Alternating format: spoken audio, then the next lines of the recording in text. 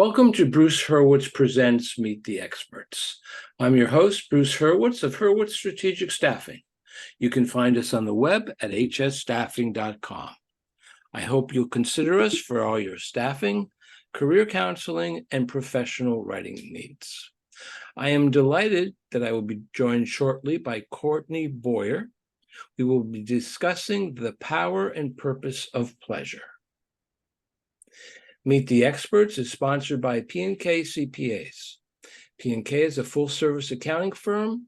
They provide accounting and consulting services to businesses ranging from startups to small and mid-cap companies to nonprofits, as well as high-net-worth individuals. Contact them today for a free consultation at info@pk-cpas.com or call them at 973-882-8810. They will be happy to be of service. Courtney, welcome to the show.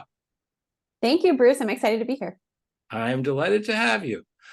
Please take a moment or two and introduce yourself to our viewers. Great. So I am a relationship and sexuality expert and the author of Not Tonight, Honey, Why Women Actually Don't Want Sex and What We Can Do About It. And I work with individuals and couples and help them to infuse passion and purpose back into their lives. Righty. What is pleasure? What is pleasure? Ooh, that is a very broad term that I like to define as something that it brings a sense of happiness or a sense of joy to any aspect of your life. Okay. I think it was this week, but a few interviews ago, I had a lady on who talked about overcoming overeating. Okay. Matter of fact, I think it was exactly a week ago. Now, when you are overeating, it's pleasurable until it's no longer pleasurable. Correct. When I was kidding you because you're in Germany and you took a sip of water and I asked if it was beer as of Oktoberfest. When you are, and I'm not making light of it, when you're an alcoholic and you're drinking too much, it gives you pleasure until it doesn't anymore. So how do you know the limit of pleasure? So I would disagree with you, actually. I would say that people who overeat and who overdrink are doing so to numb pain and not because it feels good. So it's sort of like you have a drink of alcohol when it's cold outside, and then you think your body is warming, but really your core body temperature is dropping. Right. So what your brain is telling you isn't the truth. Absolutely. Yes. So we think that we drink or we overeat because it feels so good and we love it, and that people who drink too much or eat too much do it because they just love it and they just become consumed with pleasure. And I don't think that's the case at all. I think what they're doing is they're trying to prevent themselves from feeling a deeper pain, and these are the coping mechanisms that allow them to numb themselves from that pain. I think that's completely different than pleasure. So what is the purpose of pleasure? Well, I think that the purpose of pleasure can be what propels us to our purpose. But in society, it's really seen and celebrated as a reward, something that is earned, something that is oftentimes deemed a distraction, but it's never considered the way of life. And does pleasure have power, or do people give pleasure power?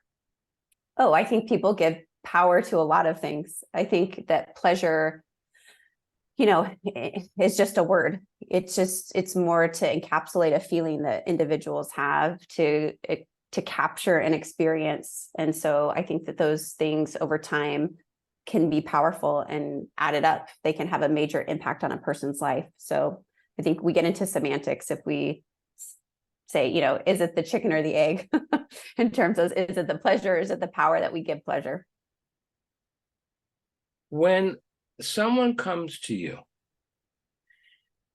And they tell you, if this doesn't happen, then just we'll go in a different direction. But someone comes to you and they say, I understand that you are an expert in relationships and that your focus is on pleasure. Well, I've had a miserable life and I wouldn't know pleasure if it were to fall on me like a ton of bricks. Yeah. How can someone like that identify pleasure? I think that they have to first believe that they're deserving of pleasure. I think as somebody that usually has experienced so much pain and heartache and loss and emptiness have a really hard time believing that one, pleasure exists, and two, that they're deserving of it. And so before we can open them up to being open to that pleasurable experience or to pleasure in general, they have to give themselves permission to receive that pleasure. Is pleasure a requirement for quality of life? I absolutely believe so. Yes. It's not on the same level as nutrition, hydration, sleep, the expulsion of waste. It's not something we need to survive. It's something that we need to have quality of life. Absolutely. Yes. So when someone comes to you and says, you know, every time I go to the doctor, they have a list of questions here. I don't know how they do in Germany. There's a list of questions. And after a while, you get fed up with them. And I'm, as you found out before we started the interview, I can be what is affectionately referred to as a smart aleck sometimes. And the nurse asked me, are you depressed? And I said, yes. She said, tell me about it. I said, gravity. If it weren't for gravity, I would be able to float in the air. Luckily, she got it. And the doctor heard, and he said, why do you have to be so difficult? Now, depression is real. I have seen depressed people. I used to work in Israel at a children's mental health center, and depression is nothing to make fun of. Right. Turning that depression into pleasure means turning the person's life around. How do you do that? I think you have to get permission from the depressive parts. So I think that when people are depressed, it's because, again, they are trying to protect themselves from a deeper core wound, something that was traumatic, whether that's a big T trauma, such as, you know, a war, a sexual assault, poverty, malnutrition, versus a little T trauma, which is, you know, moving, parents' divorce, being bullied. You know, I think that parts of us emerge that want to protect us and protect those vulnerable parts of us. And so sometimes that can come across as depression and depressive symptoms. And so I think in order to be open to receiving and to experiencing pleasure, we have to get all of the parts of us on board. So the ones that are protecting us and wanting to keep us safe, to remind them that it's safe to receive pleasure. And that's a thing I think a lot of people don't realize, is that it's not that people don't want to have fun or they don't want to experience pleasure. It's just, it doesn't feel safe to experience those things in our bodies. Now, people say, now we talked about food and alcohol. People say that they get a lot of pleasure out of running. A few years back, we had a hurricane here. When I say here, I mean right in front of my window that I'd be looking through right now if I hadn't closed the blinds. Things are flying through the air. Anything that wasn't 85 miles an hour wind, anything that wasn't tied down was flying around, including tree branches. And I'm looking out and I see this person, I forget if it was a man or a woman, come jogging by. Mhm. Now, jogging in a hurricane is what I would consider to be stupid. Right. Yes. I don't recommend that. Yeah, no, I mean, I have no idea if I'm not trying to be funny. I have no idea if they survived. All right. Yeah. So the brain, I'm trying not to repeat what we've already discussed. The brain is sending the notification that you are enjoying yourself. You're getting the what are they called? The endorphins. When I worked at a nursing home, we had people with Alzheimer's who had forgotten how to eat, forgotten how to swallow, and they were literally starving to death. But they had already said that when it's over, and not to do anything, and we would respect their wishes. The ironic thing is, which sort of kind of touches on your book, is that if you were to put electrodes, and they've done that, to these people's heads, it would show that they were having as much pleasure from the feeling of what we'd call starvation as a person would get during sexual intercourse. Interesting. So they were not in any pain. They were not in any discomfort. It was not in any way, shape, or form cruel. Yeah. Would have been cruel, would have been disobeying their instructions. Absolutely. Yeah. So my question basically is, how do you control your brain to make sure that you're using the power of pleasure in the proper way? Yeah. I think that when you understand the power that it has and the ability that it has to propel you towards greater things. So if you see pleasure as what I mentioned before, as a distraction or a reward, then pleasure doesn't serve any purpose in your life other than, like, little blips, like the carrot that you chase in like those cartoons when I was a kid, and like they would have those little animals chase the carrot. When you switch your mindset to realize that I am worthy and deserving of a life filled with pleasure, and therefore every day I'm going to do something that brings me pleasure, that's when you start to see the power of it, and you start to see the impact of your behaviors, and you start to create a life that is pleasure centered, and where you really start to live in alignment and living according to your purpose. I don't remember where I heard this. Okay. And if I had thought we were going there, I would have looked it up beforehand. Okay. But I'm pretty sure it's correct, and maybe you know better than I. Okay. The only two animals that engage in sexual relations for pleasure are human beings and dolphins. Yes, I have heard this.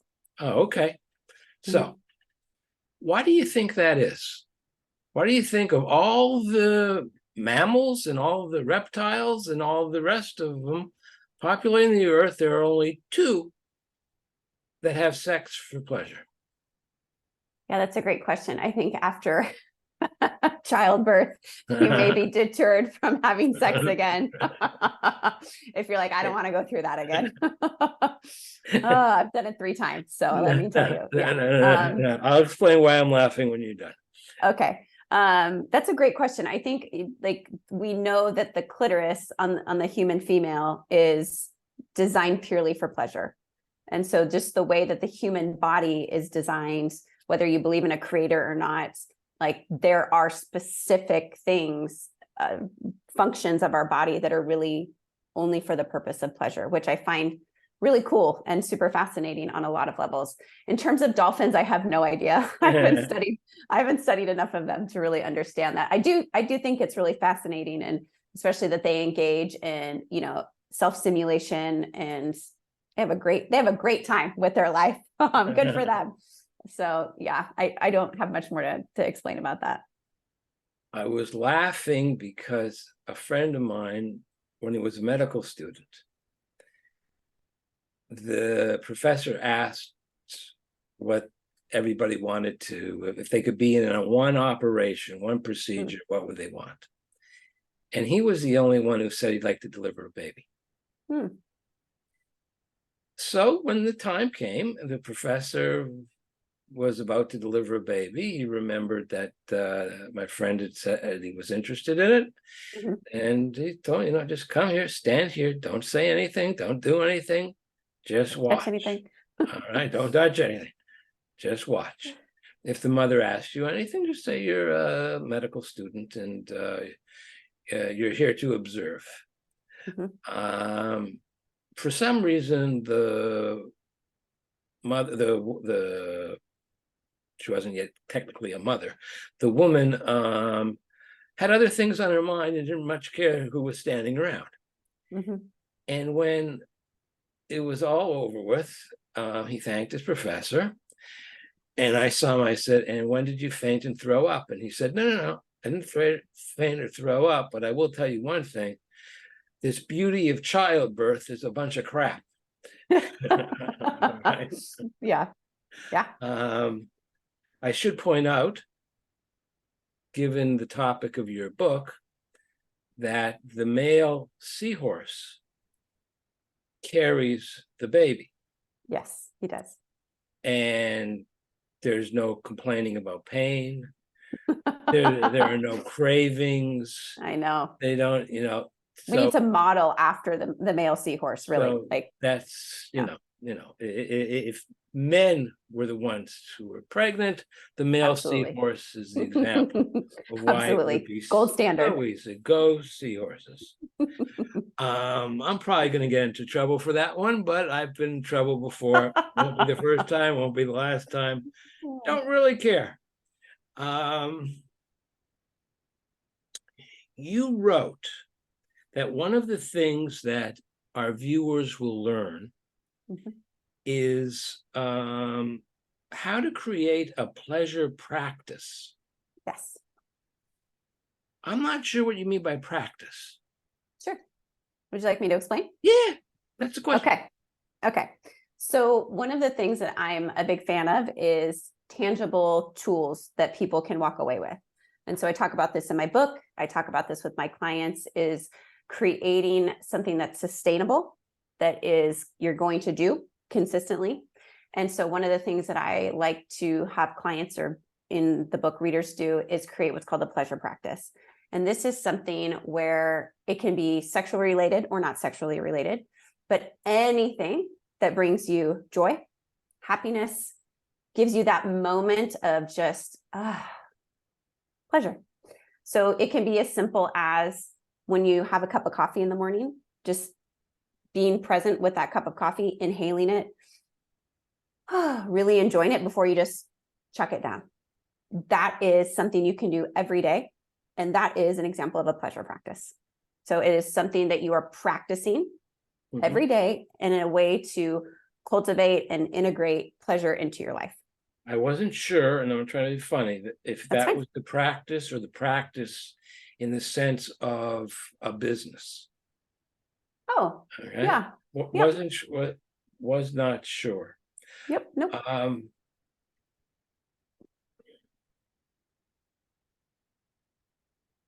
I forgot what I was going to ask you. Okay. The senior mode. Oh, you do not have a doctorate, but you have two master's degrees. I assume you had to write a thesis for at least one of them, if not both. Yes, for one of them. Yes, my first one. Okay. I know what it's like to write the thesis. I know what it's like to write the dissertation, and the feeling when it's over with. All of a sudden, you've been waiting for this. It's done. No more footnotes. It's packed up in the envelope, sent to whomever you have to send it to. Yes. And then there's a feeling of loss. And some women have told me that it is comparable to childbirth. Yes. that all of a sudden you're no longer pregnant, and now something new is going to start. Absolutely. And I didn't know the condition. I don't know what the right word is, but postpartum depression. Mhm. It's sort of kind of similar on a macro level. Yes. How do you avoid that? I find that question really interesting, that why is it something to be avoided? That's what I would ask. Why would you want to avoid it? Well, my understanding is that postpartum depression is not good. Well, yes, but I think what you're referring to is grieving the birth and the transition space between birthing something like your dissertation. I would say grieving the loss, not grieving the birth. Okay, I would say grieving the loss of all of that work and that identities around that. That is a big shift. I experienced that actually when I wrote my book. Like, there was so much anticipation, so much work. It was literally comparable to childbirth. And I just remember after it came out, I was like, well, now what do I do? Like, Exactly. this is like, and I did. It felt like a letdown. I was just like, okay, I'm not hustling. I'm not researching. I'm not like, brainstorming all of those things. And I think that is the beauty of nature. Like, that is something, like, we don't get sad. I mean, obviously there's seasonal affect disorder, but like when it's winter and it's the waiting and it's the resting, that's a time of reflection and a time to go in and a time to ponder and like just be, to just sit. And it's okay to grieve too for some people, right? It's that loss of life. It's that loss of idea. It can just be this time where you hibernate and reconnect. But we know that spring is coming and summer is coming and something new and beautiful will be birthed from the dead of winter. And I think that that's something that as humans, we are so, we like to avoid the dead part. We like to avoid the winter. And I think that when we do that, we do ourselves a disservice of really reflecting and resting and being in that tough space so that we can then come out and appreciate the new life and the new things that we're about to create. Now, one of your Facebook groups, and it just may be that the Power of Passion wasn't available, it's called The Inspired Life. Correct. Mm-hmm. Why inspired and not passion? Well, I created that 4 years ago, before I was even a big passion or pleasure advocate. And at the time that I created it, I wanted people to feel inspired. I wanted them to feel like they could have a source of encouragement and inspiration in the midst of the darkness. And so that for me is really where that name came from. I have very vulnerable, very open, very honest posts in there that are not Instagram perfect and they're not Pinterest worthy. And it's like, these are the realities of being a mom and being a spouse and being an entrepreneur. And there's some amazing things that we celebrate. And there's some really hard things that we walk through. And it was very active during COVID. And really, again, I just wanted to be a light in the darkness during a really tough time for people. What is epigenetics? Epigenetics. Sorry. Oh, that's okay. So that is the study of how different genes get activated in certain environments. And it's a very fascinating science that is not as controversial as it was when it first came out, but it is really interesting to see how certain environments and certain situations can turn on different genes in people. And it's the study of that.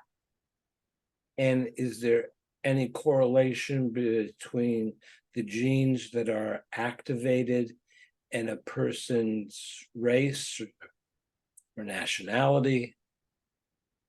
I mean, I know that one of the most popular studies is grandchildren of Holocaust survivors, and how the certain genes, like certain trauma genes, were activated in grandchildren of Holocaust survivors who were never exposed to the travesties of the Holocaust, and yet they had certain genetic markers that were turned on, and they had a lot of the symptoms associated with trauma from a genocide. It's a super fascinating study. I'm not laughing. I have a new career counseling client who has paid for career counseling and made it clear to me that he needs a job. And then the attacks on October 7th took place. He is the grandson. He's got to be well into his 60s, if not 70. Mm-hmm. He's the grandson of Holocaust survivors. Mm-hmm. And he spends his time now on LinkedIn. He doesn't return calls or emails, posting all of the awful and all of the good things that he finds online. And that goes back to, if you don't talk, if you don't speak out about it, it will happen again. Right. So he's totally obsessed. There's nothing I Yeah. can do for him until things calm down. So Sure. what you are saying is absolutely correct. Yeah. Now there's one more thing. We've got a couple minutes left. Okay. I think I want to talk about NLP. Okay. What is NLP? So NLP is it stands for neuro linguistic programming. It is a methodology used to help for a variety of behaviors, conditions, whatever. That's the simple explanation of it. I thought it had something to do with body language. No, neurolinguistic programming really has to do with like thoughts and the way we process information and like language, certain words that we use. It's in my experience with I don't have much experience with it in terms of body language per se. Yeah. So there are people who have their go-to words. Mm-hmm. Every sentence begins with like.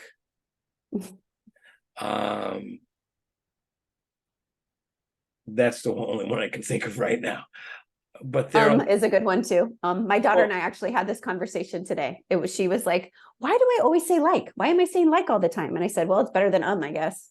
Well, a friend called me up and he said, "I don't like how your podcast is going, how you're interviewing people." This was a long time ago. And I said, "Okay. Before I send the guys to cut your brake line, what am I doing wrong?" And he says, "You're saying too often." And I said, "Okay, how do I stop?" He goes, "When you feel yourself about to say shut up. Silence for a second or two is better than an And I've gotten pretty good at it over the years. Good. I'm a lot That's better great. today than I was 5 years ago. Good. It's not perfect, but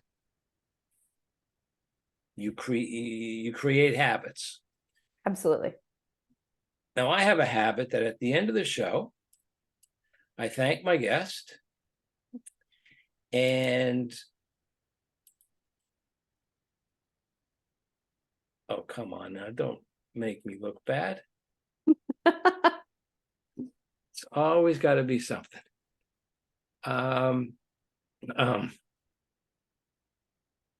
What I would like to do, and the computer won't let me. Oh, I know how to do it. There we go. What I like to do is to put up my guest contact information.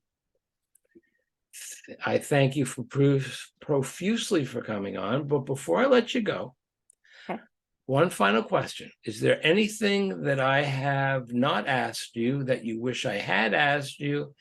And if I had asked you, what would you have said?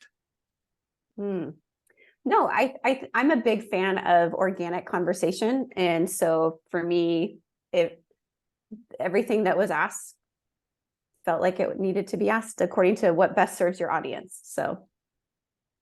Well, Courtney, I thank you profusely for coming on. Thank you, Bruce. You have helped to make this an international show. You're in Germany. I've had someone from Italy, Costa Rica, Israel, England, and Canada. So if that doesn't make this international, I don't know what does. I love it. I thank you very much. Thank you. I'm Bruce Hurwitz. Thank you for watching. And as always, please stay focused on success.